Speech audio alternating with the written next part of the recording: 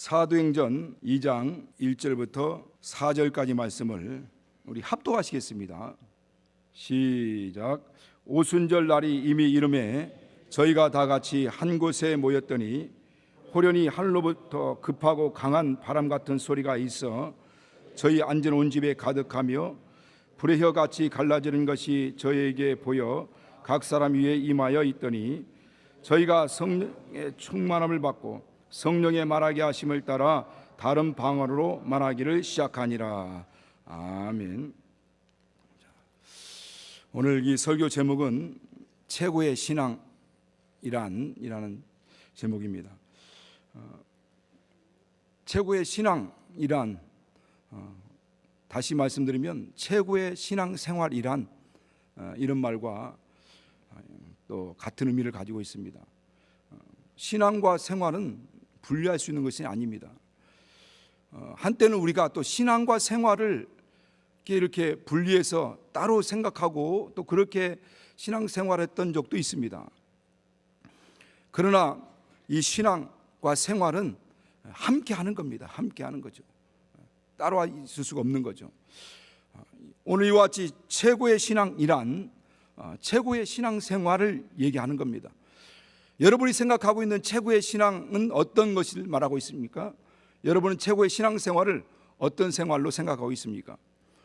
제가 오늘 이 최고의 신앙생활이라는 이런 물음표를 단 것은 함께 이제 생각해 보자는 겁니다. 과연 내가 생각하고 있는 최고의 신앙은 어떤 것이고, 또 우리 성경에서 말씀하고 있는 이 최고의 신앙은 또 어떤 것을 말씀하고 있는지를 한번 생각하고 또 다시 한번 마음을 다잡아보는 그런 시간이 되기를 원합니다. 우리 오늘 최고의 신앙생활을 위기 위해서는 오늘 우리가 이 땅에 사는 날 동안 무엇을 해야 될지를 분명히 알아야 됩니다. 최고의 신앙생활을 해야 되는데 무슨 생활을 해야 되는지 모른다고 한다면 온전하게 신앙생활을 할 수가 없는 거죠. 그러니까 내게 주신 사명이 무엇이고 내가 해야 될 일이 무엇인지를 분명히 알고 그 일에 최선을 다할 때, 우리가 온전한 사명을 감당할 때 우리는 온전한 최고 신앙생활을 했다라고 말할 수가 있는 것입니다. 우리 잠언서 16장 4절에 보면은 여호와께서 온갖 것을 그 시음에 적당하게 지으셨나니 악인도 악한 날에 적당하게 하셨느니라 라고 이렇게 말씀하고 있습니다. 그러니까 악인도 악한 날에 쓰이기 위해서, 사용하기 위해서 하나님 그렇게 지으셨다라고 하는 겁니다.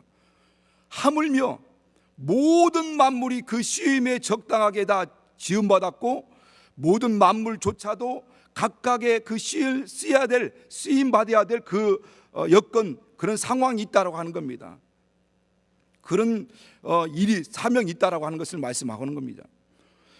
하물며 예수의 보혈로 거룩함 받고 진리의 성령으로 거듭나고 하나님의 후손과 상속자로서 성경에도 말씀하는 것처럼 너희는 그리스도의 사신들이다 이렇게 말씀하고 있지 않습니까? 곧 하나님의 나라의 대사들이라는 겁니다. 그 대사들은 분명히 해야 될 사명이 있다는 겁니다. 해야 될 일들이 있다고 하는 거죠. 보냄받은 자로, 그 보냄받은 사람으로서의 사명들이 있다라고 하는 것을 이 성경을 통해서 분명히 말씀하고 있는 겁니다. 오늘 이와 같이 우리의 최고의 신앙생활은 각자에게 주신 하나님의 그 사명을 충성되이 잘 감당하다가 주님의 부르심을 받는 것, 이게 바로 우리의 최고의 신앙생활을 할 수 있는 것이죠. 그래서 우리는 이렇게 기도하죠. 주님이 나에게 부르신 그 부름에 합당하게 쓰임받다가 주의 부름을 받는 그런 사람들이 될 수 있도록 해달라고 말입니다. 오늘 우리는 이게 이 땅에 사는 날 동안 주님이 이 땅에 보내신 자로서, 이 땅에 예수 믿고 또 성령 받은 자로서 해야 될 역할과 그런 사역과 그 일을 분명히 알고 그 생활하고 마지막 그렇게 살다가 주님 부름 받는 것, 이게 바로 최고의 신앙생활인 겁니다. 오늘 우리 주님께서도 그렇게 살다 가셨죠. 우리 요한복음 6장 38절에 보면 그렇게 말씀합니다. 내가 하늘로서 내려온 것은 내 뜻을 행하려 함이 아니라 나를 보내신 이의 뜻을 행하려 함이라 이렇게 말씀하고 있거든요. 그러니까 우리 예수님을 보내신 그 뜻을 행하기 위해서 이 땅에 오신 예수님은 33년의 삶과 3년의 공생애를 살다가 십자가에서 모든 일을 완성하시고 그가 마지막 다 이루셨다라고 말씀하지 않습니까? 그 모든 사역을 완성하시고 그렇게 이제 죽음을 당하시고, 그리고 주님께서 보내신 이의 뜻을 완전히 완성하시고 다 이루신 겁니다. 33년의 삶, 그 짧은 생애였습니다. 그 삶도 마지막 비참하게 이 세상 사람들이 상상할 수 없는 이 십자가의 죽음을 당하신 거죠. 그렇다고 해서 우리가 볼 때 그 삶이 비참한 인생, 실패한 인생이냐? 그렇지 않다라고 하는 겁니다. 우리 주님께서 이렇게, 하나님께서 그렇게 말씀하지 않습니까? 저는 내 사랑한 자여 내 기뻐하는 자다. 그리고 믿음의 주여 온전케 하시는 이제는 예수만 바라보라는 겁니다. 그렇게 죽임을 당하신 예수, 사람의 눈으로 볼 때는 비참하고 정말 완전히 실패한 인생처럼 보인 그 예수, 그런데 성경은 하나님 아버지께서는 그 예수를 바라보라는 겁니다. 그 예수를 닮으라는 것이죠. 오늘 믿음의 선진들, 예수님께서는 그렇게 이 땅에 사시면서 그 사역을 감당하고 그 젊은 나이에 주님의 부름, 아버지의 부름을 받은 거죠. 이 땅에 살았던 모든 믿음의 선진들도 그 사도 중에서 가장 첫 번째 순교를 당한 이 야고보, 사도 야고보가 있지 않습니까? 그도 그랬고, 또 우리가 잘 알고 있는 스데반도 그랬고, 침례 요한도 그랬습니다. 우리가 알다시피 이 침례 요한은 이 땅에 왔을 때 오직 먹는 것이라고 하는 메뚜기와 석청을 먹고 광야에서 약대 털옷을 입고 일평생 사는 날 동안 광야에 외치는 자의 소리로, 광야의 소리로 살았습니다. 그리고 그 젊은 청춘의 나이에 참수를 당하고 죽임을 당했죠. 그렇다고 해서 오늘 믿는 우리 예수를 믿고 예수를 아는 우리가 과연 그가 비참한 인생을 살다 간 사람이라고 말할 수 있느냐? 그렇지 않다라고 하는 겁니다. 예수께서는 여자가 낳은 자 중에 이보다 큰 자가 없다라고 이렇게 분명히 말씀하고 있어요. 침례 요한은 이 땅에 와서 오실 메시아 예수 그리스도를 영접하고 그를 맞아들이는 이 첩경으로서의 그 사역을 감당했죠. 그리고 이 땅에서 자기 영광 단 한 번도 취하지 아니하고 그렇게 부르신 이의 그 부름에 따라 오직 주님만을 흥하게 하고 주님만을 영접하고 또 그분을 이 땅에 드러내는 일을 하고 그리고 그냥 죽음을 당한 거예요. 참수를 당한 겁니다. 이와 같이 오늘 우리 신앙생활, 정말 영적 생활, 과연 어떻게 사는 것이 과연 최고의 인생, 최고의 삶을 사는 것인가를 한번 돌아볼 필요가 있습니다. 오늘 우리 예수 믿고 구원받은 우리들, 정말 또 우리 성령 받은 우리들은 비록 환경과 여건들이 여의치 않아 가지고 그렇게 최고의 신앙 생활을 사는 그런 삶을 비록 살지 못하는 경우도 있습니다만은, 그러나 마음 한켠에서는 어쨌든 정말 제대로 예수 만난 사람, 제대로 하나님 은혜를 체험한 사람은 주님 뜻대로 살고 싶고 주님 정말 뜨겁게 사랑하고 싶고 최고의 신앙생활, 영적 생활하고 싶은 마음이 굴뚝 같은 거죠. 그래서 막 저도 한때는 막 기도 막 하면서 막 오버하면서 기도, 감당하지 못한 기도까지도 막 할 때가 있었거든요. 그게 잘한 것은 아닌 것 같아요 보니까. 그만큼 마음 가운데는, 마음은 원이는데 육신 약하다라고 주님 말씀한 것처럼 마음에서는 은혜 받은 사람으로서, 하나님의 사랑 받은 사람으로서 어떻게 하면 이 은혜와 사랑을 감당할 수 있을까, 그래서 뭔가를 해보려고 하는 그 막 벅찬 감격과 감동을 가지고 이렇게 신앙생활하고 그렇게 살아보려고 몸부림칠 때가 있었죠. 그러나 또 그 마음은 원이로 돼 그렇지 못한 경우도 많이 있습니다. 오늘 우리는 각자는 주신 사명이 다르고 감당할 분량이 다릅니다. 마치 요한과 베드로처럼 그렇게 감당해야 될 사역의 분량이 다 다릅니다. 그러나 오늘 이 성경을 통해서 말씀하는 것처럼 이 최고의 신앙생활, 최고의 신앙인, 최고의 신앙생활 한 사람들의 공통점이 있다라고 하는 겁니다. 그들의 사역을 감당하는 그 분량과 여러 가지 사명들은 다 다르고 그 여건과 상황들은 다 다를지라도 그 모든 사람들, 최고의 신앙생활한 그 신앙인들의 공통점이 뭐냐? 그것은 다 성령의 충만한 삶을 살았다라고 하는 겁니다. 성령의 임재와 그 임재하신 성령의 감동을 따라 성령 충만한 이 영적 생활을 감당했다라고 하는 겁니다. 오늘 우리가 잘 알고 있는 이 스데반 같은 경우에도 이 성경에도 말씀한 것처럼 마지막 죽음의 순간까지 그가 성령 충만한 가운데 마지막 죽음의 순간까지도 우편에 하나님의 영광을 보면서 우편에 계신 예수님을 봤다라고 이렇게 말씀합니다. 오늘 우리가 결론적으로 오늘 이 말씀을 이제 뭐 중간이지만은 결론적으로 말씀드린다고 한다면 과연 최고의 신앙생활, 영적 생활은 어떤 생활인가? 바로 성령의 임재를 받고 성령의 임재하심과 그 성령의 감동하심을 따라 성령 충만한 이 삶이, 그 삶이 어떤 삶이든, 그것이 맡은 사역이 어떤 사역이든 그렇게 주님 뜻을 따라 그렇게 사역하다가 가는 인생, 주님의 부름을 받는 인생, 그게 바로 최고의 신앙이라는 거죠. 그 일이 성가대이든, 그 일이 안내 봉사이든, 그 일이 아니면 차량 봉사든, 아니면 언금 봉사든, 또 아니면 어떤 그 찬양 일을 감당하든, 전도자의 일을 하든, 그 일을 평생 사명으로 알고 그 일을 감당하기 위해서 몸부림치며 충성되이 감당하다가 주님의 부름을 받는다면 그게 최고의 신앙인이죠. 그래서 어떤 사람들은 1달란트로도, 어떤 사람 2달란트, 어떤 3달란트로 받았지만은 그건 하나님은 차별하지 않았어요. 1달란트 반자들이고 착하고 충성된 종아, 내가 내 아버지께서 너를 위해서 예비된 나라를 상속하라. 2달란트 받다가 2달란트 남겼다 했다 할지라도 똑같이 5달란트 반자가 5달란트를 남긴 자들에게도 똑같이 착하고 충성된 종아, 내 아버지께 너에게 예비한 그 나라를 상속하라, 이렇게 말씀하셨거든요. 그러니까 우리는 어떤 사람들은 한 명 감당하다가 인생 마감한 사람이 있습니다. 그런데 그 한 명이 정말 온 세계, 온 엄청난 역사를 이루는 그런 간증들도 저는 많이 들었거든요. 그러니까 비록 이 땅에 사는 날 동안 보이는 환경 상황만 가지고 이 사람이 상황이 최고의 신앙생활이 기다 아니다 라고 판단할 수 없다라고 하는 겁니다. 과연 얼마만큼 우리가 정말 맡은 바 사역에 대해 충성을 다하느냐. 스데반처럼 그가 전도하다가 돌 맞아 죽는 거 아닙니까? 오늘 이와 같이 우리 성경 본문을 보면은, 이 본문을 보면 그럼 2장 1절에 보면 오순절날이 이미 이름에 저희가 다 같이 한 곳에 모였더니 라고 말씀으로 오늘 시작하지 않습니까? 오늘 그러면 이제 성령 충만을 받은 자들이 어떠한 삶을 살아야 되는가, 과연 어떠한 삶을 살아가는 것이 가장 이렇게 성공적인, 정말 승리하는, 또 온전히 주님 원하시는 그 삶을 살아가야 하는 건지에 대해서 한번 살펴보고 생각해 보려고 합니다.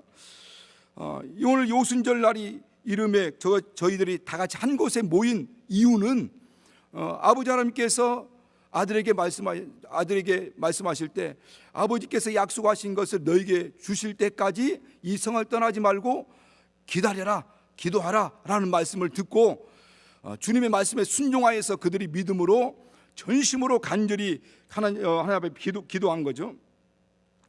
그렇게 기도에 힘썼다고 하는 것을 오늘 이 성경을 통해서 말씀하는 겁니다. 그렇게 기도에 힘쓰는 자들에게 불의 혀같이 갈라지는 것이 저희에게 보이면서 각각 임하더니 저희들이 다시 성령의 임재와 성령의 충만을 받고 성령의 감동하심을 따라 방언을 말하기 시작하면서 그들이 하나님의 성령의 충만을 받고 또 이렇게 하나님의 거룩한 역사들을 막 이루어 가기 시작하더라는 겁니다.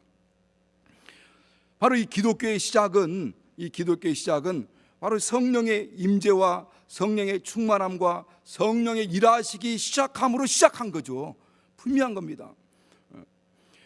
바로 마찬가지로 이 교회의 시작이 성령의 임재와 성령의 충만을 받고 성령 일하심을 따라 시작한 것처럼 우리 개인의 신앙도 마찬가지예요. 개인의 신앙도 예수께서도 그렇게 말씀하지 않습니까? 성령으로 기도하라, 성령으로 전도하라, 성령으로 봉사하라, 성령으로 귀인 쫓아라, 또 성령으로 사역하라 라고 모든 것을 다 성령으로 하라는 것을 말씀합니다. 더 나아가서 우리 신앙의 본질인 이 믿음조차도, 예수를 믿는 믿음도 성령으로 하지 않고서는 예수를 주라 신할 수 없다, 이렇게 말씀하는 거예요. 그러니까 우리의 신앙의 본질, 신앙의 출발, 또 신앙의 근본은요, 성령을 죄의식에 해서는 아무것도 안 되는 겁니다. 예배도, 기도도, 찬양도, 또 전도도, 모든 사역도 우리가 예수를 믿는 그 믿음조차도 성령의 후원함과 성령의 도우심과 성령의 감동함이 없이는 안 된다는 거예요. 안 된다는 거예요. 오늘 이와 같이 우리의 믿음 생활, 영적 생활, 우리 신앙 생활이 정말 이 성령의 감동을 통해서 시작하는 것처럼 오늘 이 교회의 시작도 이 성령의 역사와 성령의 감동이 식어들기 시작하는 순간부터 이제 교회에 타락이 오는 거죠. 성령의 역사가 멈춰버리는 순간부터 이 교회는 계속 이제 세상화되고 종교화되고 또 세속화되고 마치 생수의 강이 메말라버린 그 삭막한 것처럼 이렇게 종교로 타락하게 되는 겁니다. 오늘 이와 같이 이 교회 마찬가지로 이 기독교회도 마찬가지, 교회도 마찬가지고 교회의 타락이 시작이 어디부터 시작하느냐? 성령의 감동과 성령의 역사가 없는 가운데 운영되어지는 어떤 목회로 말미암아 교회의 어떤 타락이 시작하는 거죠. 그러니까 교회가 식어지기 시작하는 이유, 교회가 타락하는 이유, 믿는 믿음의 성도들이 타락하는 이유는 성령과의 관계가 이제 끊어지고 느슨해지고 또 그 관계들이 멀어지므로 말미암아 성령과 상관없이 신앙생활하기 시작하는 그 시점이 바로 타락의 시점이고 메마르게 되는 시점이고 그 시점이 또 교회가 이렇게 온전히 메말라가게 하는 시점입니다. 그러므로 이제 제가 생각해 볼 때 정말 우리 개혁교회가 해야 될 역할이 뭔가, 정말 우리가 명심해야 될 일이 뭔가, 또 명심해야 될 것이 뭔가. 물론 성경에서 말씀하고 있는 이 진리를 떠나지 않는 겁니다. 그냥 먼저는 이 성경에서 말씀하고 있는 진리를 떠나면 안 되는 거죠. 그래서 성경에서 말씀하고 있는 그대로 지켜 행하는 겁니다. 성경에서 하라고 하면 하는 것이고 하지 말라면 하지 말라는 것이고 내 상황과 형편과 여건과 지금 어떠할지라도 성경에서 가르치고 있는 그 말씀대로 순종하리라 라고 결심이 이루어져야 되는 거죠. 그리고 또한 두 번째는 이와 같이 성령을 소멸시키지 않는 겁니다. 성령의 감동을 잃어버리지 않는 거죠. 성령의 충만함을 잃어버리지 않는 겁니다. 그러므로 인하여서 우리가 온전한 이 성령 충만한 가운데 거룩한 역사들을 이뤄나갈 수 있는 겁니다. 오늘 우리는 이 성경 말씀을 통해서 오늘 4절에 뭐라고 말씀하고 있냐면 저희가 다 성령의 충만을 받고 라고 이렇게 말씀하고 있습니다. 성령의 충만함을 받고, 그 충만함이라고 하는 그 말은 어떤 몸, 하나님께서 요에스의 2장에도 말씀하고 있고 사도행전 2장 17절에도 말씀하고 27절입니까? 17절이죠. 그 말씀하고 있는 것도 너희 성령이 임하시는데 어디에 임하냐? 육체에 임한다 이렇게 말씀하죠. 물론 육체가 있는 자들에게 성령이 임하시는 거죠. 그러니까 성령이 충만함이라는 것은 바로 몸과 마음과 우리 영혼을 그분이 점령하는 상태를 말하고 있는 겁니다. 그런데 제가 이제 이 성령 충만함을 예전에 많이 여러분 들어왔지만은 어떻게 설명할까 이렇게 고심하고 있는데 이 한 단어가 딱 이렇게 내 눈에 띄더라고요. 이게 뭐냐면 이 컨트롤이라는 컨트롤이라는 말은 영어가 아닙니다. 컨트롤 따라서 해보세요. 컨트롤. 예, 막 이렇게 하죠. 영어가 아니라 이건 국산입니다. 자, 근데 이 컨트롤이라는 말은 이 야구에서 쓰는 용어더라고요. 야구에서 쓰는 용어. 우리나라 진짜 순수 우리말로는 제구력이라고 이렇게 합니다. 제구력. 투수가 공을 던지는데 그 공의 어떤 빠르기와 어떤 방향을 자유스럽게 조절하는 능력, 이게 컨트롤이에요. 컨트롤. 그래서 어떤 야구 좋아하시는 분들 그런 말 많이 들었을 겁니다. 아나운서들이 투수가 컨트롤이 안 좋다, 이 제구력이 좀 나쁘다 이런 얘기를 합니다. 그리고 막 정확하게 딱딱 투수가 원하는 방향으로, 원하는 어떤 그 속도에, 때는 슬라이더로, 어떤 때는 막 빠른 직구로, 또 여러 가지 마구로 막 이런 것을 자유자재로 구사할 때, 공을 속도와 빠르기와 방향을 자유자재로 구사할 때를 저 선수가 이 경기를 지배하는군요 라고 하는 얘기들을 듣거든요. 가만히 생각해 보니까 마치 우리의 성령 충만함이라는 것이 바로 이와 같다라는 생각이 저는 들어요. 제가 생각하는 드는 겁니다. 바로 하나님의 손에 붙들린 이 믿음의 사람들이, 하나님의 성령의 손에 붙들린 믿음의 사람들이 그분이 원하는, 하나님의 성령이 원하는 방향대로, 또 그분의 어떤 하나님의 타이밍, 하나님의 원하는 그 속도, 타이밍대로 그렇게 자유자재로 그분이 속도를 자유롭게 자율적으로 조절하는 것, 이 조절할 수 있는 그 사람, 이 사람이 바로 성령 충만한 사람이지 않을까 하는 생각이 들었어요. 그러니까 우리 성경에도 보면은 그런 말씀하시거든요. 바로 예수의 영이 허락지 아니하는지라. 바울이 터키 지역, 그 아시아 지역으로 복음을 전하려고 가려고 합니다. 근데 성령께서 아시아 지역으로 가려고 하는 이 바울 전도단을 딱 막습니다. 그리고 나서 어디로 보내냐? 마게도니아 사람들이 나타나가지고 마게도니아로 와서 우리에게 복음을 전해달라는 그 꿈속의 환상 중에 보이죠. 그리고 나서 마게도니아로 방향을 딱 틉니다. 본인이 가려고 하는 방향은 아시아 지역이었지만은, 그런데 하나님의 성령이, 예수 영이 나타나서, 하나님 그 성령이 나타나서 그 방향을 성령이 트는 거예요. 그러니까 바울은 성령 충만한 사람이기 때문에 가는 겁니다. 그리고 때때로는, 어느 때는 에베소 지역에서는 3년 동안 거기서 복음을 전합니다.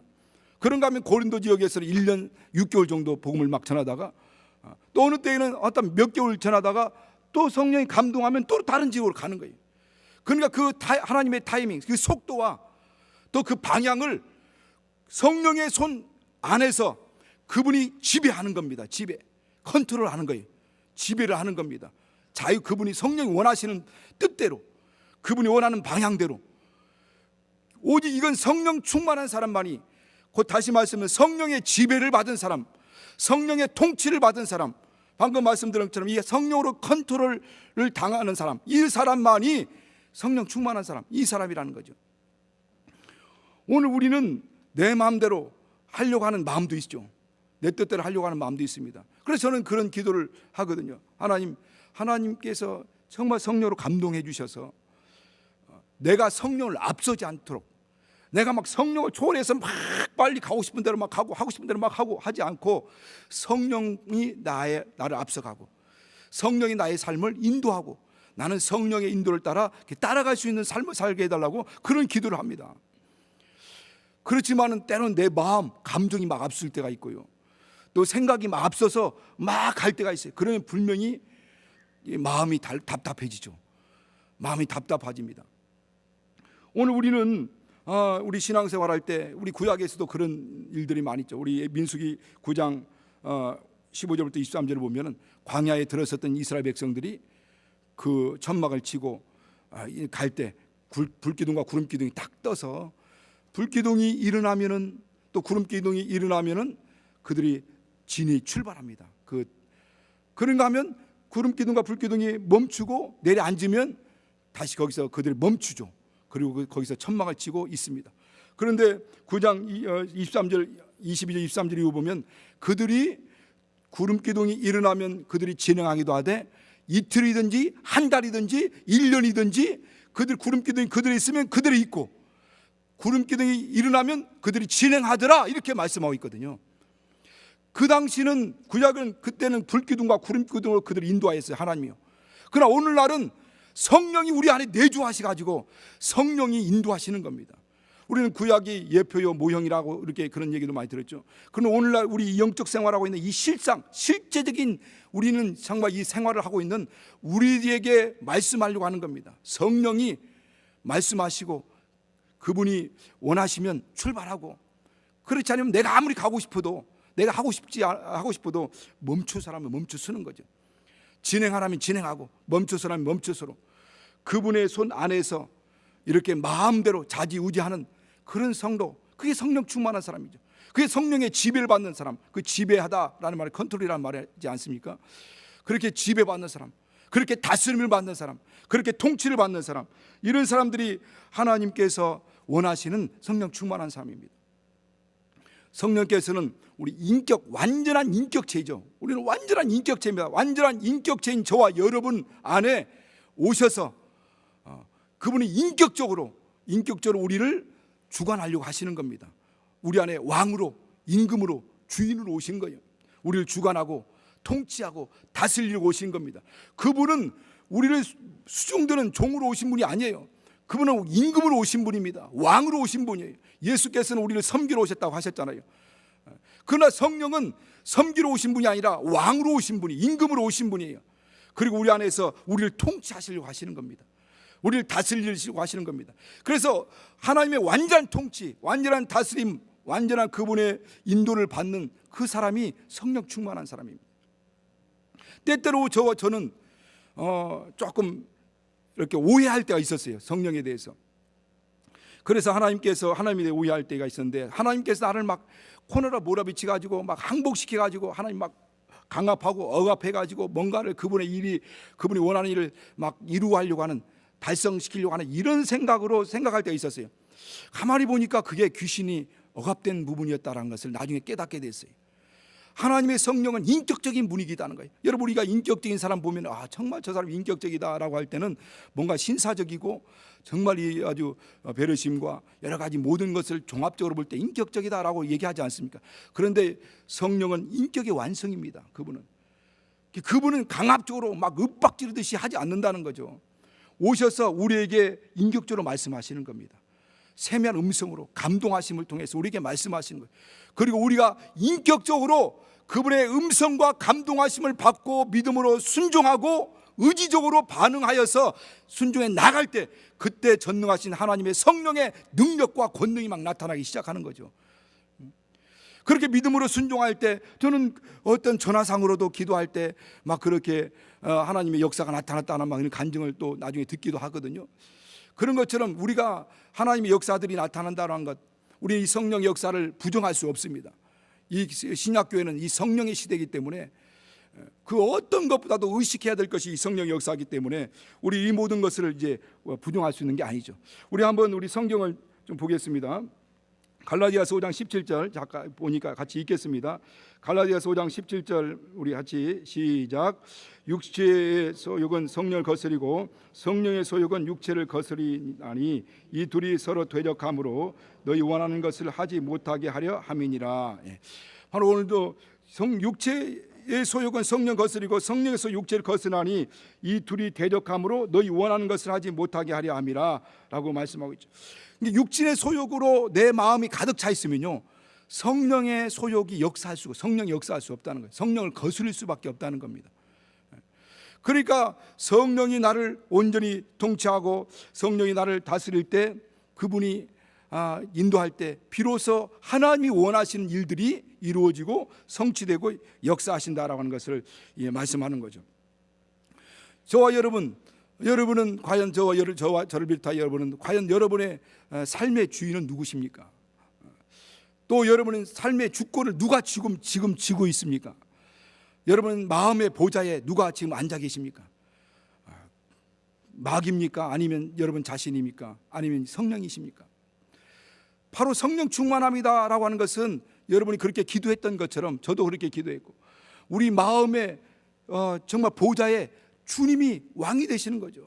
저는 매 기도할 때마다, 오늘도 와서도 기도할 때마다 기도했지만은, 하나님, 내가 그리스도와 함께 십자가에 못 박혔나니 그런데 내 안에 내가 산 것이 아니고 그리스도에 산 것이요, 내 육체 가운데 사는 것은 나를 사랑하사 나를 위해서 자기 몸을 버리신 하나님 아들을 믿는 믿음 안에 사는 것이다. 이런 말씀을 계속 되뇌입니다.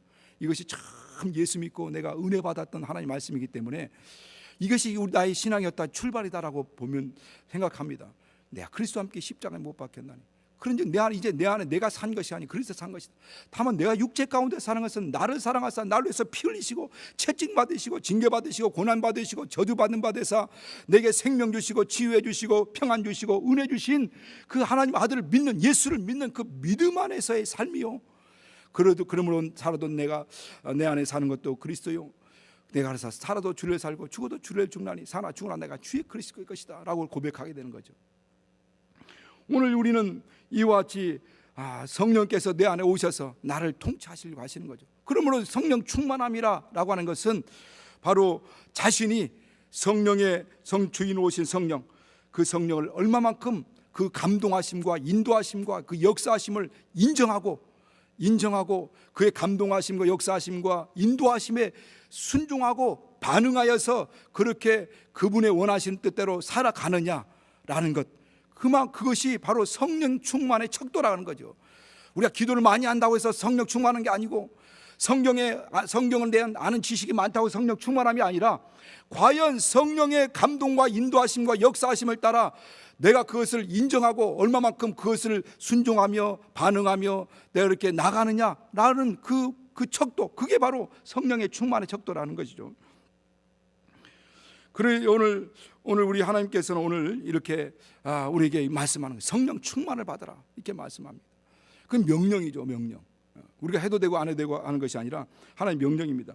오늘날 우리는 한 번뿐인 인생, 어떻게 하면 가장 최고의 삶을 살아갈 수 있을까?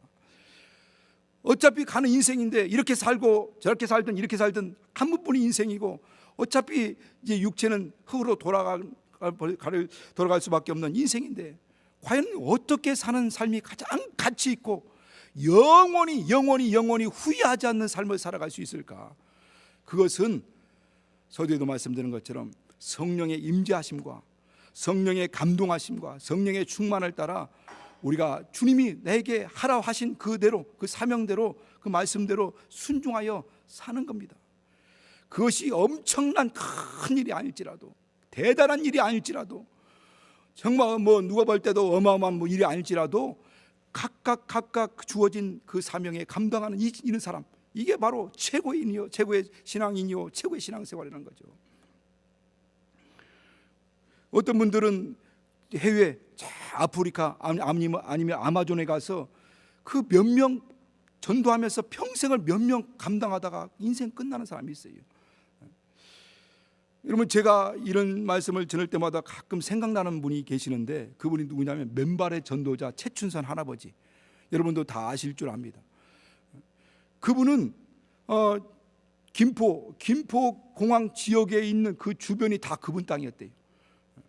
그런데 마태복음 19장 21절의 말씀에 은혜 받아가지고 뭐라고 말씀하면, 내가 온전하고자 할진대 가서 내 소유를 팔아 다 가난한 자에게 나눠주고 너는 와서 나를 쫓으라 하는 말씀에 은혜를 받아가지고 자기 그 많은 땅을 다 정리해가지고 소장농들에게 다 나눠줬대요. 그렇게 해서 생긴 마을이 몇 개 마을이 된대요. 그 정도면 땅이 얼마나 많아서 그 소장농들이 이룬 그 땅을 경작하기 위해서 이룬 마을들이 몇 개 마을이 된다니까 얼마나 많겠어요. 그런데 그런 모든 재산을 다 정리하고 맨발, 신발도 신지 않고 맨발의 전도자로서 일평생 전도하며 살아갔다. 그리고 마지막, 여러분 그 영상을 보신 분들 있을 겁니다. 마지막 그가 이제 하나님 부르심 받을 때 전철에 타가지고 전철에서 전도하다가 피곤해서 앉아서 그 쉬다가 거기에서 바로 하나님의 부름을 받고 소천했다는 겁니다. 그가 막 이제 그 마지막 순간에 그 한 말이 충성은 성령의 열매입니다 라고 하는 말을 하고 전철 안에 들어가는 모습이 카메라에 찍혔는데, 그러니까 평생을 충성할 수 있는 것, 그게 바로 성령의 충만이죠. 아마 여러분은 어떻게 생각하실지 모르겠어요.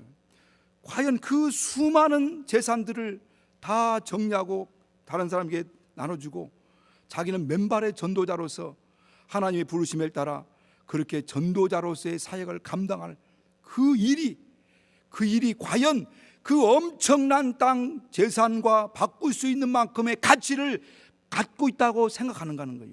과연 그 일이 주님의 부름을 따라 맨발의 전도자로서 일평 살다 그렇게 전철 안에서 어떻게 보면 정말 이게 죽음을 당한 이런 이 삶이 과연 모든 그 어마어마한 재산을 다 나눠준 바꿀 만큼 가치 있는 일이냐는 거예요. 가치 있는 일이라고 생각합니까? 아멘입니까? 노멘입니까? 미쳤지. 어떻게 그 땅을, 어떤 분들은 그렇게 생각할 수 있어요. 그러나 주님께서도 그렇게 말씀하는 거예요. 너에게 하늘에서 보화가 있을 것이다 하는 거죠. 그러니까 오늘 우리는 정말 어떤 일이 가치 있는가라는 것을 말씀하고 있는 거죠. 과연 어떤 일이 가치 있는 삶인가라고 하는 것을 말씀하고 있는 겁니다. 오늘 하나님께서는 우리에게 가장 최고의 선물을 이 성령이라고 말씀하셨잖아요. 마태복음 7장 11절에도 또 누가복음 11장 13절에도 가장 최고의 선물을 주시려고 하는 것이 성령이라 이렇게 말씀하셨는데, 성령의 이 충만을 받기 위해서 우리가 해야 될 몇 가지가 있죠. 첫 번째는 믿음이죠. 신뢰, 예수 믿는 믿음. 나를 믿는 자는 성경 이름과 같이 그 배에서 생수강이 흘러나리라는 요한복음 7장 30절 39절이 있는데 한번 우리가 좀 보겠습니다. 자, 한번 읽겠습니다. 같이 띄워주시기 바랍니다. 시작.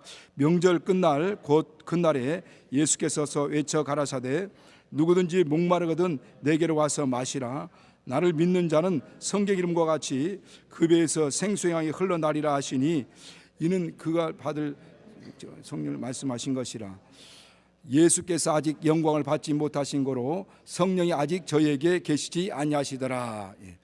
자, 누구든지 목마르거든 내게로 와서 마시라는데, 나를 믿는 자는, 예수를 대한 믿음, 우리가 성령의 감동을 받고 인도를 받고 성령 충만하기 위해서는 먼저 믿음이 필요한 겁니다. 하나님에 대한 믿음, 예수 그리스도에 대한 믿음, 그 약속에 대한 믿음, 그 신뢰. 그리고 두 번째, 목마르거든, 이 목마른 심령이 필요하다는 거죠. 갈급함이 필요하다는 거예요. 또 간절한 사모함이 필요하다는 겁니다. 그러니까 믿음과 하나님에 대한 말씀에 대한 신뢰와 그 다음에 이 간절한 기도, 사모하는 마음. 지금 목마른 사람이 물을 마시듯이, 목마른 사슴이 신의 물을 찾듯이 그렇게 갈급하고 간절한 이 사모하는 마음으로 기도할 때, 그리고 마지막 순종이죠. 순종. 그분의 인도하심과 그분의 감동하심에 순종할 때 성령이 그런 심령을 통해서 일하시기 시작하고 역사하시기 시작하는 겁니다. 누구든지 목마르거든 내게로 와서 마시라. 나를 믿는 자는 성경과 같이 그 배에서 생수의 강이 흘러나리라 라고 이렇게 말씀합니다. 그 생수의 강이 흘러나리라 할 때 그 배에서라고 말씀합니다. 배에서. 이게 배라고 할 때 유대인들이 말하고 있는 이 배의 의미를 보니까 사람의 가장 심층부, 가장 밑바닥 심층부를 얘기할 때 배라고 하는 그 단어를 사용합니다. 그러니까 다시 말씀드리면 우리의 속사람을 얘기하는 거죠. 그 배에서 생수의 강이 흘러나리라 라고 하는 것은 저희가 받을 성령을 말씀하는데, 성령이 우리 안에 배에 임한다. 가장 우리 마음 깊숙이 우리 속사람에 임하고 우리 영혼의 임하에서 우리 안에서 생수의 강이 흘러난다. 성령의 은혜와 성령의 역사와 성령의 능력과 성령의 권능이 우리 안에서 흘러나온다는 겁니다. 그래서 성령의 음성은 귀로 듣는 게 아니에요. 귀로 듣는 게 아니에요. 성령의 음성은 우리 마음 가운데 생수강이 흘러나는 겁니다. 그리고 요한계시록 1장에도 보면은 요한이 예수님의 말소리를 들을 때 맑은 많은 물소리와 같고 이렇게 말씀하고 있죠. 그러니까 예수님의 말씀이 막 음성이 들리는데 많은 물소리와 같다 이렇게 말씀해요. 성령의 생수강이 우리 안에서 막 흘러나온다는 거예요. 우리 에스겔서 47장 1절에도 보면 동양한 성문에서 그 문 밑바닥에서 생수의 강이 물이 흘러나오는데, 그 강이 흘러나오는 곳마다 나무가 살아나고 바다가 살아나고 물고기가 살아나고 모든 생물들이 막 살아나더라 이렇게 말씀합니다. 근데 성전에서, 동양한 성전에서 밑에서 흘러나오는, 문 밑에서 흘러나오는 이 생수가 흘러나가는 곳마다 만물이 막 살아나는 겁니다. 마찬가지로 우리 성령의 참 성정된 예수 그리스도 안에서 성령이 오시는 겁니다. 나오시는 거죠. 그리고 그 예수 안에서 나오시는 그 생명이 우리를 살리게 하고, 그 안에서 나오시는 성령으로 말미암아 그 생수의 강이 우리 영혼을 만족하게 하고, 목마르고 헐벗고 기갈에 있는 빠진 심령들을 만족하게 하고, 또 그런가 하면 그 성령이 우리 안에 임하시면 그 생수의 강이 우리 안에서 막 흘러나오는 거죠. 그래서 믿음의 사람들, 믿음의 성령의 사람들을 통해서 믿음의 역사들이 막 나타나고, 능력들이 막 나타나고, 이적들이 막 나타납니다. 저는 날마다 성령 충만을 구합니다. 그런데 성령 충만을 구하는 만큼 그렇게 순종하느냐, 그렇지 못할 때가 많이 있습니다. 오늘 우리는 정말 성령의 충만은 살아있는 생명이 있는 사람들은 비상하게 돼 있어요. 죽은 새는 그냥 땅에 떨어지지만은 살아있는 새는 그 중력을 이기고 막 비상하지 않습니까? 그런 것처럼 성령에 감동된 사람은 계속 성장합니다. 계속 성숙하게 되죠. 계속 하나님의 권능과 능력으로 비상하게 됩니다. 성령 충만하게 됩니다. 오늘 우리 최고의 신앙생활, 그건 성령의 감동과 성령의 인도를 따라 그분의 통치와 그분의 다스림을 받는 사람입니다. 오늘 우리는 정말 우리가 가장 먼저 우리가 사모할 것은 하나님의 성령이 내 안에서 역사하시도록 내 자신을 먼저 내어놓는 거죠. 그리고 그분이 나를 통치하고 다스릴 수 있도록 사모하는 겁니다. 그리고 그분의 감동을 따라 믿음으로 순종하는 것. 나아갈 때 그 안에 있는 하나님의 전능하신 능력, 우리는 잘 같이 삼위 하나님이라고 하지 않습니까? 성부, 성자, 성령의 능력이 동일하다. 그분이 하나님이 창조자이신 하나님이 우리 안에 오셨으니까 그분의 능력이 생수강이 흘러나듯 막 흘러나는 겁니다. 그리고 우리 안에서 예수의 영, 곧 성령이 임하시기 때문에 예수가 나타나기 시작한 거죠. 예수가 나타나게 됩니다. 예수의 향이 드러나게 되는 겁니다. 예수의 모습이 보이기 시작하는 겁니다. 예수의 영입니다. 그분은. 그렇기 때문에 예수가 보이기, 성령 충만한 사람, 성령에 감동된 사람은 예수가 나타나기 시작하는 거예요. 예수의 모습이 보이기 시작하는 겁니다. 예수의 향이 나오기 시작해요. 그 사람에게서 저 사람 진짜 하나님의 사람, 예수의 사람이구나 라고 하는 것을 알게 되는 겁니다. 저와 여러분, 우리 이 시간, 짧은 시간에 말씀을 다 하기엔 좀 부족한 시간이긴 하지만은 우리 시간 같이 기도하겠습니다. 기도할 때 정말 하나님, 내가 사모합니다. 먼저 그분이 사모함이 필요합니다. 내가 주님 앞에 내 자신을 내놓겠습니다. 이 시간을 통해서 성령께서 내 안에 오셔서 나를 통치하시고 다스려 주시옵소서. 내 언행 심사를 통치하시고 다스려 주시고, 내 마음을 통치하시고 다스려 주시고, 그리고 내 안에서 예수의 영이 오셨으니 예수가 나타나게 해달라고, 예수의 향이 뿜어나져 나올 수 있도록, 예수의 모습이 보일 수 있도록, 그리고 나를 통해서 하나님이 사심이 증거될 수 있도록 해달라고, 우리 시간 예수 한번 부르시고 같이 기도하겠습니다.